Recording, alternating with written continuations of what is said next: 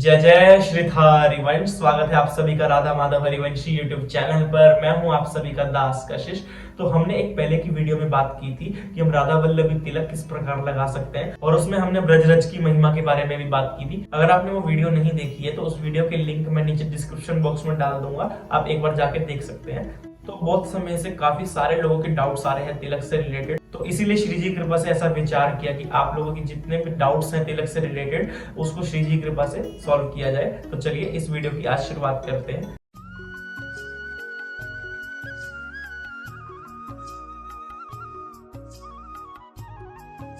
तो सबसे पहले तो हम इस टॉपिक पर बात करेंगे जो कि बहुत सारे लोगों का प्रश्न है, क्या हम दीक्षा के बिना तिलक नहीं लगा सकते? क्या पूज्य महाराज जी ने ऐसी आज्ञा कर दिया कि हम दीक्षा के बिना तिलक नहीं लगा सकते हैं? तो हाँ, पूज्य महाराज जी की ऐसी आज्ञा है कि हम दीक्षा के बिना ये राधा वल्लभी स्वरूप नहीं कर सकते हैं। लेकिन हाँ, इसका मतलब ये नहीं है कि हमें वृंदावन की रज भी नहीं लगानी है और वृंदावन की रज का सेवन हम नहीं कर सकते हैं, ऐसा बिल्कुल भी नहीं है। हमें पूज्य महाराज की आज्ञा अनुसार या तो पूरे मस्तक पर रज लगानी है या केवल एक बीच में मध्य में डॉट लगानी है, लेकिन ये राधा वल्लभी स्वरूप हमें नहीं करना है।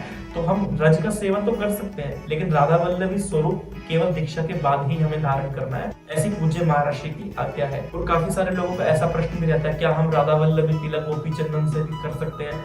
तो अगर आपके पास वृंदावन की रज अवेलेबल नहीं है और गोपी चंदन आपके पास है तो गोपी चंदन से भी आप तिलक कर सकते हैं। लेकिन अगर आपके पास वृंदावन की रज है तब आप वृंदावन की रज से ही तिलक कीजिए, ऐसी पूज्य महाराज की आज्ञा है। और काफी सारे लोग पूछते हैं कि हम राधा वल्लभी तिलक किस प्रकार लगा सकते हैं। तो श्री जी कृपा से अब हम देखेंगे कि हम राधा वल्लभी तिलक किस प्रकार लगा सकते हैं। श्री हरिवंश, तो श्री जी कृपा से अब हम सब जानेंगे कि तिलक लगाने का सबसे सही तरीका कौन सा है। तो और मैं आपको स्टेप बाय स्टेप गाइड करूंगा कि हमें तिलक किस प्रकार से लगाना चाहिए। और ऐसा नहीं है कि यही तरीका सबसे बेस्ट होगा, जिस तरीके से भी आपका तिलक अच्छा लगे वही तरीका आपके लिए बेस्ट है। लेकिन श्री जी कृपा से जैसा मेरा अभ्यास बन चुका है तिलक लगाने का, तो मैं तो आपको वही तरीका शेयर करूंगा।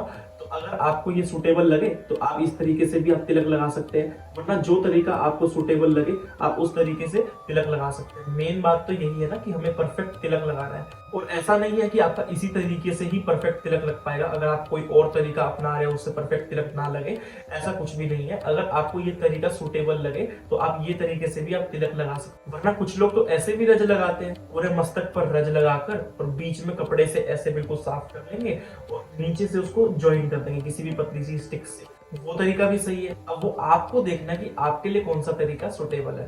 ये देखिए, ये मैंने यहाँ पे वृंदावन की रज ली है और ये आपको वृंदावन में किसी भी पूजा स्टोर पर अवेलेबल हो जाएगी। अगर आपको वहां पर नहीं मिलती है तो आप श्रीगीत राधा केली कुंज वाली गली में आइएगा, जो वहां पर जितनी भी स्टॉल्स लगती है वहां पर ये सब पर अवेलेबल रहती है, तो वहां से आप ये रज ले सकते हैं। मैंने ये छोटा सा उस रज का कण लिया है और इसको मैं अपने हाथ में थोड़ा सा पाउडर फॉर्म में कन्वर्ट कर लूंगा, थोड़ा सा पीस के अपने हाथ से।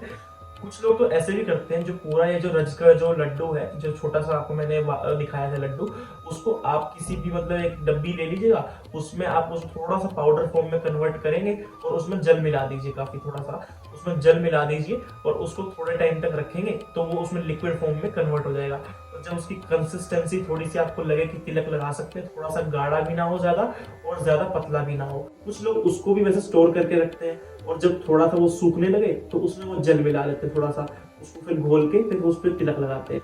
लेकिन श्री जी कृपा से मेरा वैसा अभ्यास नहीं है, तो मैं इस तरह से तिलक लगाता हूँ।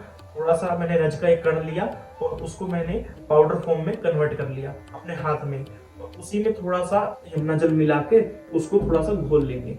चलिए मैं आपको दिखाता हूँ। ये मैंने इस छोटी सी बोतल में यमुना जल लिया है, तो अब इसमें 3-4 ड्रॉप यमुना जल डालेंगे और यमुना जल हम उतना ही ऐड करेंगे जिससे ये ज्यादा पतला भी ना हो जाए और ना ज्यादा गाढ़ा। अब हम इसको यमुना जल से मिक्स कर लेंगे और थोड़ी सी कंसिस्टेंसी हम देख लेंगे कि ना ज्यादा पतला हो और ना ज्यादा गाढ़ा, क्योंकि फिर वरना बाद में तिलक लगाने में परेशानी होगी। अगर ज्यादा पतला होगा तो ये तिलक बह जाएगा और ज्यादा गाढ़ा होगा तो अच्छे से लगेगी नहीं रज। ये देखिए, ये कंसिस्टेंसी बिल्कुल उचित है।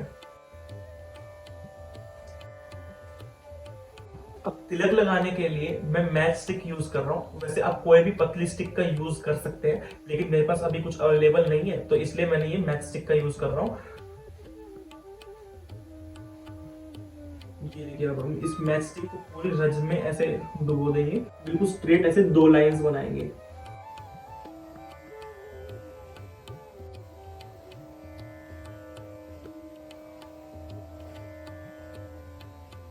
ये देखिए बिल्कुल ऐसे हमें स्ट्रेट लाइन बनानी है। अब यहाँ पर एक और लाइन भी हम बना लेंगे।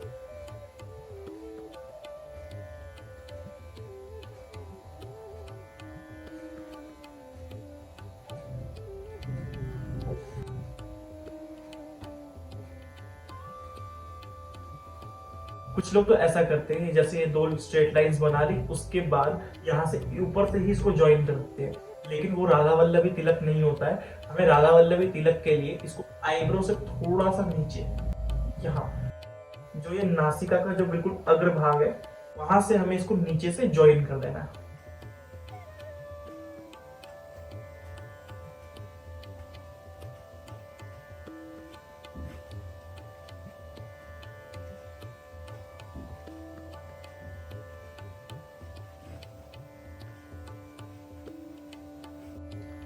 बिल्कुल यहाँ से हमें इसको ज्वाइन करना है। अगर आप ऊपर से इसको ऐसे ज्वाइन कर देते हैं तो वो राधा वल्लभी तिलक नहीं होगा। राधा वल्लभी तिलक यही है, हमें बिल्कुल नीचे से इसको ज्वाइन करना है। अब ये हमारे प्राण प्यारे युगल सरकार के चरणारविंद हमारे मस्तक पर विराजमान हो चुके हैं। अब उसके ठीक मध्य में जो बिंदी लगाते हैं उसे हम वृंदावन कहते हैं। अब वो ठीक मध्य में हमारे वृंदावन विराजमान होगा।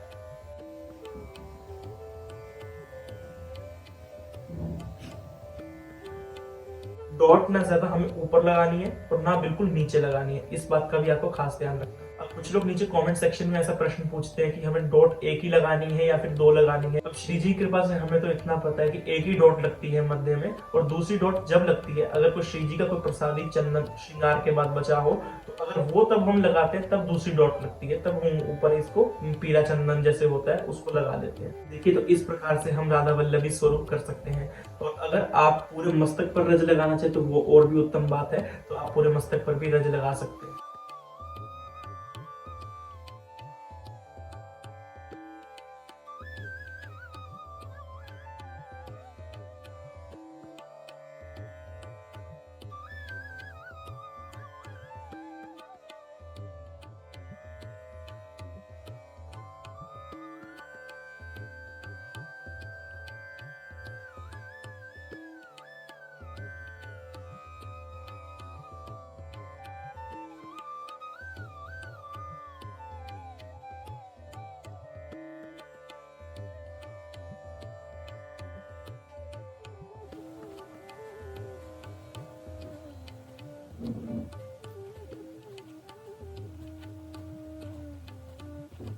देखिए, अब मेरा स्वरूप कंप्लीट हुआ और पूज्य महाराज की जो आज्ञा है उसके अनुसार हमें पूरे शरीर पर 12 तिलक की रचना करनी चाहिए। तो मैंने आपको केवल वीडियो में दिखाने के लिए आपको लगाकर दिखाया कि हम किस प्रकार से राधा वल्लभी स्वरूप कर सकते हैं। वैसे आपको 12 तिलक की रचना करनी है पूरे शरीर पर। अगर ऐसा संभव ना हो तो पूज्य महाराज ने ऐसी आज्ञा की है कि आप केवल मस्तक पर एक तिलक और एक तिलक कंठ पर और एक तिलक वक्षस्थल पर, अपनी चेस्ट पर, वहां पर आप कर सकते हैं। और कुछ लोग ऐसा भी कहते हैं हम अपनी लोकेलिटी के हिसाब से, अपने परिवार के हिसाब से हम तिलक की रचना नहीं कर पाते हैं। तो पूज्य गुरुदेव के वचनानुसार ऐसी आज्ञा है, आप गीली रज का तिलक मत कीजिए, आप सूखी रज का तिलक कर लीजिए, या फिर सूखी रज का तिलक करने के बजाय केवल एक डॉट लगा लीजिए मध्य में, जिससे किसी को पता भी नहीं चलेगा और आपके मस्तक पर वृंदावन की रज भी विराजमान रहेगी। तो केवल आप सूखी रज का सेवन कर लीजिए। अगर आपको लगता है कि हमारे परिवार वाले क्या बोलेंगे, अगर हम ऑफिस जाते हैं या फिर काम जाते हैं तो वहां पर हम क्या करेंगे, तो इसलिए केवल आप सूखी रज का सेवन कर लीजिएगा। तो कैसा लगा आप सभी भक्तों को आज का ये वीडियो? कृपया like, comment, share and subscribe कीजिएगा। मिलते हैं ऐसे ही कोई इन्फॉर्मेटिव वीडियो के साथ। तो चलिए, जय जय श्री हरिवंश।